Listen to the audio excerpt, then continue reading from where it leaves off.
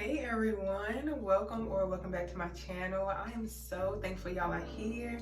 I pray you find home here, and if so, welcome. So in this video, I want to talk to y'all about 5 different, I guess we can call them traits or habits more so, that make you more vulnerable to manipulation. Manipulation has no exceptions. You being a good person, you being honest, or whatever you think can help you avoid manipulation, it won't. The only thing that can help you avoid it is to be aware of the situation, to be aware of the boundaries, or the things that you need to put up to protect yourself. The first trait that can make you more vulnerable to manipulation is that you want to seem like the good girl, the good guy all the time. You pride yourself on being the good person.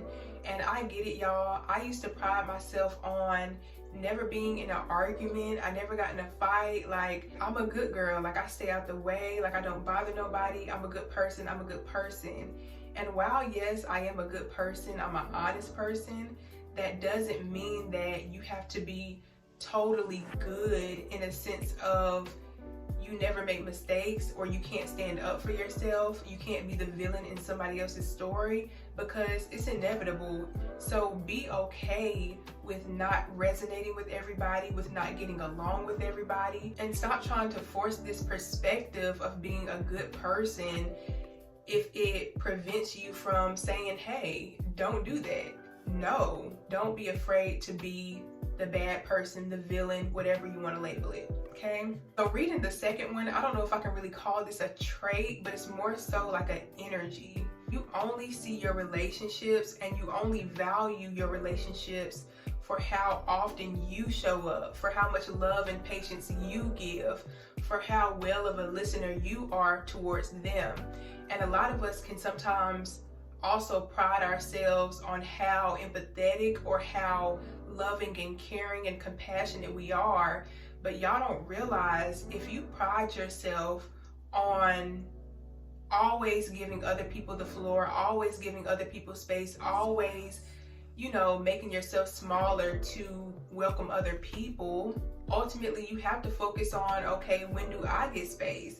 When do I speak up for myself? When do I get to really assert myself and be heard for myself? I think a big thing about people pleasers is that we see the need in other people to be listened to be helped, to be nurtured, yet we can't really see that in ourselves. I don't know if it's like a defense thing where we feel like, oh, we're strong and we got this and we can take on everybody else's pain. We're still human. We still need people that can listen to us. We still need people that aren't afraid to make space for us.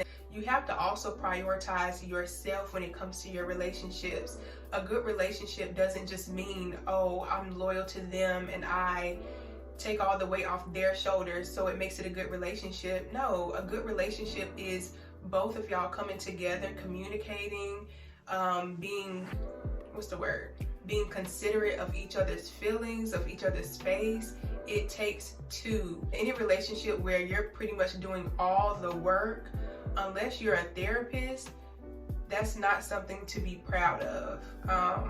And you shouldn't pride yourself on how willing you are to be used. You aren't taking care of yourself. And manipulative people know when you're more willing to give help than ask for it. So you have to make sure that you're thinking about yourself. You're prioritizing yourself. You have to learn how to start holding other people to certain standards so that they can complement your life and you're not being pushed to the side just to make them comfortable, just to make them happy. Prioritize yourself. So the third reason why you're more vulnerable to manipulation is that you still think everybody that shows up in your life is meant for a deeper connection.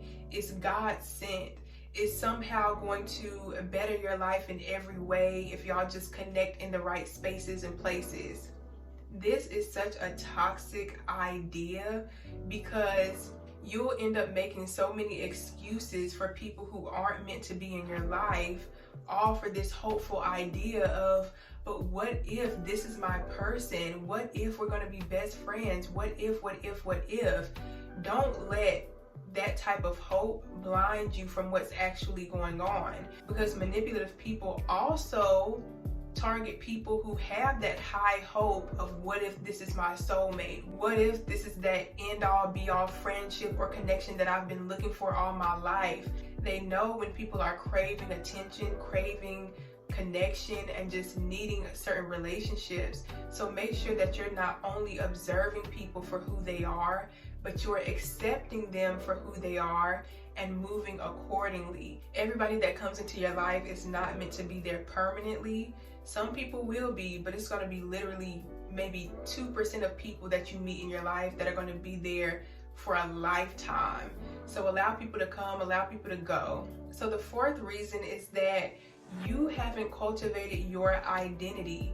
You don't know what you like, you don't know how you feel, you don't understand the traumas that you've been through that may affect how you see the world now. You don't know yourself. You don't know what's going on in your inner world. So people can come in and tell you who you are. People can come in and try to control the situation, try to control what you think and believe, all for their sake, because you don't have a solid self to fall back on. And I talked about this a little bit in my previous video, where you have to have a self to fall back on. If you don't have a self, a firm identity, a firm foundation of who you are and what you believe in, anybody will be able to persuade and manipulate their way into getting what they want from you. You have to have a self to defend before you can defend yourself. And you can learn to identify yourself through just being conscious of what you feel in every situation, being conscious of the things that you're drawn to. What did you like to do in your childhood? What do you want to do now, but you feel a little bit scared to do? What types of people do you gravitate to? They're for you to inspect. They're for you to dig into deeper and understand why you're drawn to certain things or why you feel a certain way. And the fifth characteristic as to why you may be a little more vulnerable to I can't talk. Y'all, it's getting so late, okay? I'm tired, I'm ready to go to bed, but I want to get this video out. So the fifth reason why you may be more vulnerable to manipulation is that you're worried about not showing up for others in the way that people didn't show up for you. So this one can be really triggering, because it's human nature to go extra hard in the areas that we felt we didn't really receive love in. So for example, it's really common for a family to have children and try to give their children everything that they felt they didn't receive in their childhood from their parents. And this is completely normal, this is okay, but it hurts us when we try to give people who don't deserve that type of attention, that type of patience and care and love from us, and instead we get our value simply from giving that type of love out.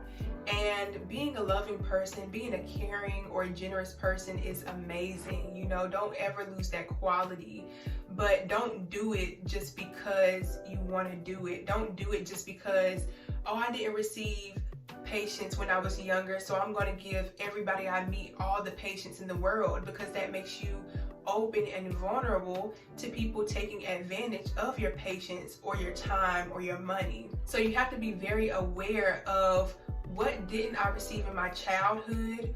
What am I overcompensating for now as an adult? What are the ways that my trauma may now influence how I treat other people, or how many boundaries I allow people to cross? There's nothing wrong with how you love, but sometimes if we're so willing to give that to everybody, again, just because we want to be those people for somebody else because we didn't get that, you end up giving yourself to manipulative people, to people who don't mean well for you, or people who just aren't compatible with you long term. I know for a lot of us, we desire long-term, genuine, solid connections. So that's something to be aware of. To wrap up this video, these 5 traits really depend on your ability to not give into the guilt of feeling like you have to help people, you have to be an open vessel, you have to be all that and more to everybody. Your love is worth protecting.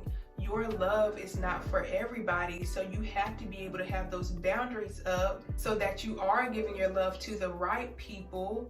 And then when you give it to the right people, you cultivate an even more expansive energy. You cultivate even more material wealth and just better relationships in general when you know who to give it to and not just how to give it out. So if you made it to the end of this video, I am so thankful, and I will see y'all in the next one. Bye.